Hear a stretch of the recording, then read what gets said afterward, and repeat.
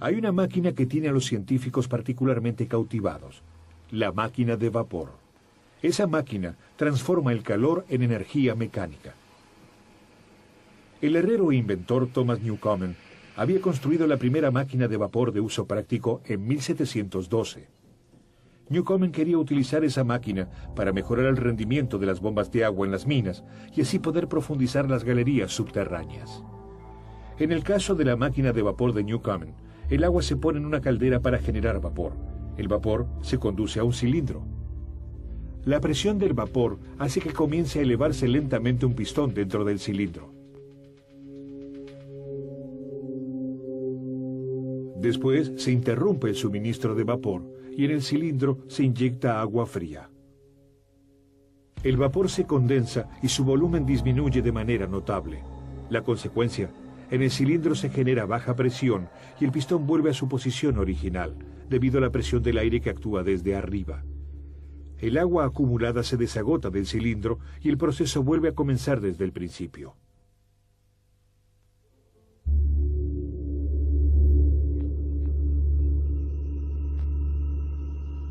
Durante mucho tiempo, la tarea principal de las máquinas de vapor es poner en funcionamiento las bombas. El éxito de Newcomen también se pone de manifiesto en el hecho de que en la Universidad de Glasgow se explica el funcionamiento de las máquinas de vapor a partir de un modelo de su máquina. Pero ese modelo no siempre funciona tan bien como se espera. Cada vez que la máquina se detiene súbitamente sin previo aviso, es llevada al banco de trabajo de Watt para ser reparada. James Watt comienza a ocuparse de aquel mecanismo desconocido para él hasta ese momento. Comprueba que su principio no resulta muy económico. Cuando el cilindro está lleno de vapor, es sometido a un gran calentamiento. Y cuando se produce la condensación, el cilindro se enfría muchísimo.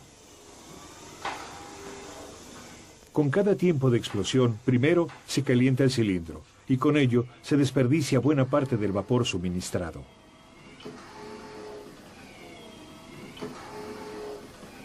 ¿Realmente era necesario dejar enfriar el cilindro una y otra vez?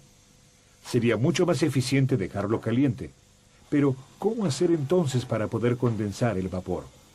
En ese momento a Watt se le ocurre una gran idea: utilizar dos cilindros distintos. A comienzo del proceso, el pistón se ubica en la base del cilindro. Si se inyecta vapor en el cilindro desde abajo, se genera presión sobre el pistón. Al igual que en la máquina de Newcomen, ahora el pistón se eleva debido a la presión del vapor y el peso de los mecanismos de la bomba. Solo que ahora se interrumpe el suministro de vapor y en su lugar se abre una tubería que conduce al segundo cilindro, el condensador. Al enfriar el vapor, la presión desciende y vuelve a mover el pistón hacia abajo.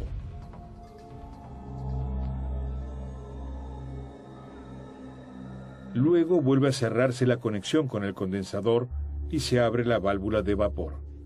El proceso puede volver a reiniciarse desde el principio sin necesidad de enfriar el cilindro de vapor.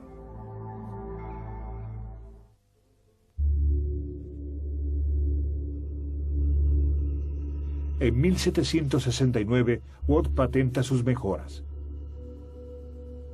Sin embargo, para poder fabricar una máquina de vapor que pueda aplicarse en la práctica, Watt necesita mucho dinero. John Roebuck, propietario de una mina, financia las investigaciones de Watt.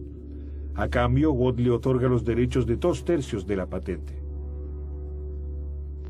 Pero 4 años más tarde, la empresa de Roebuck quiebra y vende sus derechos de patente a un fabricante próspero oriundo de Birmingham, Matthew Boulton. Boulton se da cuenta de inmediato de la importancia de la máquina de vapor de Watt. Muy pronto, instalados en el Soho, construyen junto con Watt la primera fábrica de máquinas de vapor del mundo, Boulton y Watt.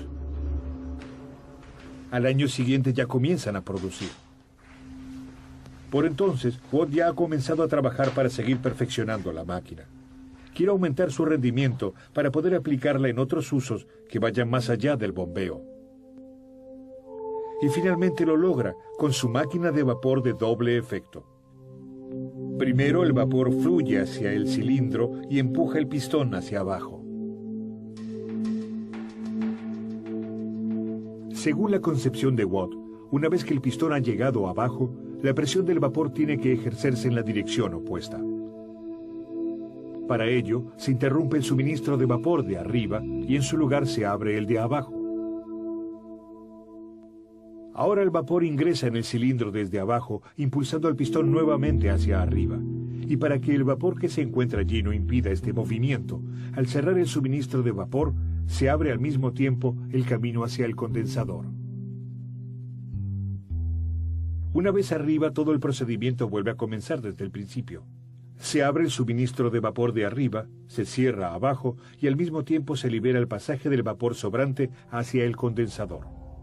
A través de esta técnica, Watt logra aprovechar ambos movimientos del pistón, es decir, el ascenso y el descenso, lo que genera un aumento notable del rendimiento. La máquina de vapor de doble efecto también se adecua para transformar el movimiento alternativo del pistón en un movimiento rotativo. De ese modo, la máquina de vapor no solamente puede usarse para extraer agua de las minas, sino que también sirve para impulsar a otras máquinas, reemplazando a los molinetes y a las norias. A tal fin, Watt inventa un mecanismo de transmisión especial, el engranaje planetario.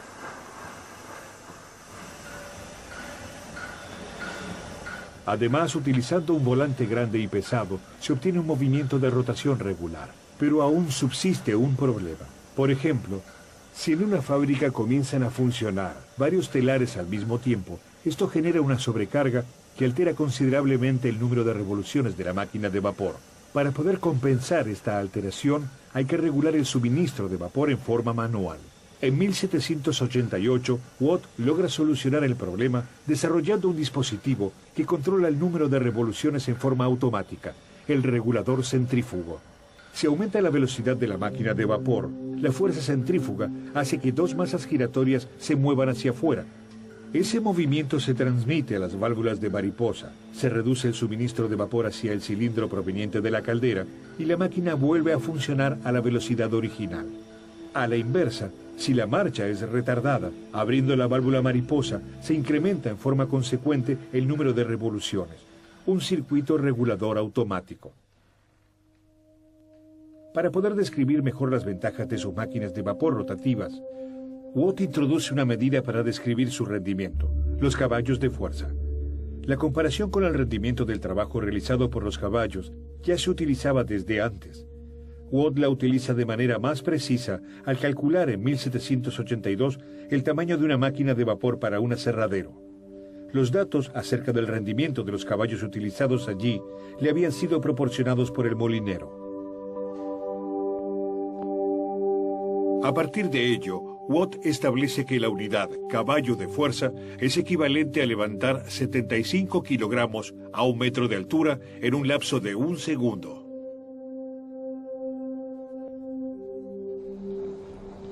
Con sus mejoras, Boulton y Watt contribuyen al éxito de la máquina de vapor.